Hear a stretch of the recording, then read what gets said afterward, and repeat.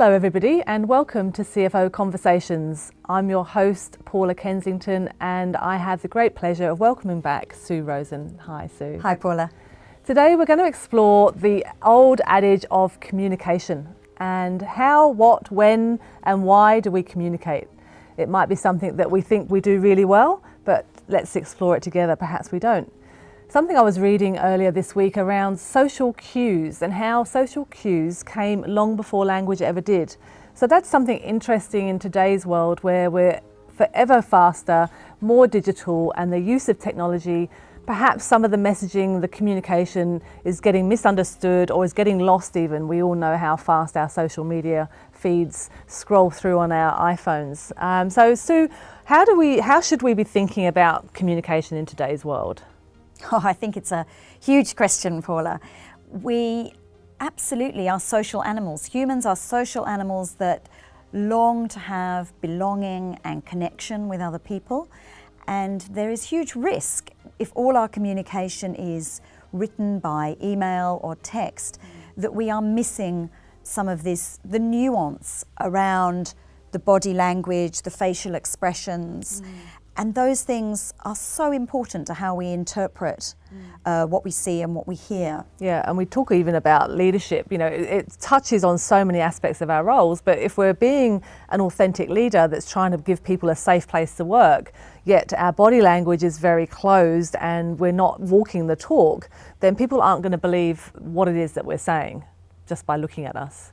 No, this goes to authenticity. Yeah. And people absolutely will not trust you if they don't see you walking the talk. Yeah. So people have a sense, even if they couldn't articulate what is wrong, they sense when something is out of alignment between what you're saying and what you are physically projecting. So when we are actually face to face with people, ensuring that these things are aligned is so important. And of course then when we are communicating in a technical way or in a technological way, that can be missed entirely. And we forget sometimes that everybody interprets what they're reading or what they're hearing through their own perspective and their own experience. So if we want to be really clear in what we're communicating, we need to be constantly aware that what the other person is hearing may not be what we think they're hearing. So that goes to asking questions, going to ask for clarity, paraphrasing what we're hearing. Yeah, and I think also you touch on it there. It's about setting the expectations and the clarity at the front of a piece of communication. So for example, as a CFO finance leader, you might have a large project that you're divvying up and giving lots of people different things to do on that project, but being clear with the outset of what your expectations are so that you don't have to jump in and micromanage people, how are you going on a daily basis, because that we know isn't going to produce the right result either.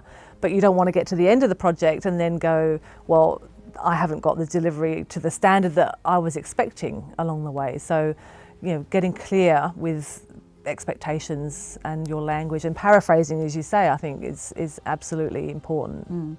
So the paraphrasing goes to the act of actively listening.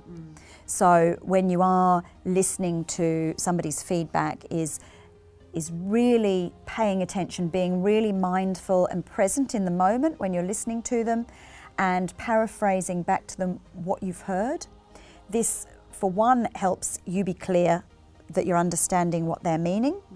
It also helps them feel heard, which is so important. Yeah, and I think also from listening perspective, if people are looking at podcasts and things like that, or they're doing an audio book, that often people will say to me, I have to play that chapter back 2 or 3 times because I'm not listening intently because I'm driving the car. You know, I'm not giving it my full attention, so I have to listen to it 2 or 3 times for it to sink in. So we don't necessarily always have the luxury of being able to ask somebody again, what is it that they said?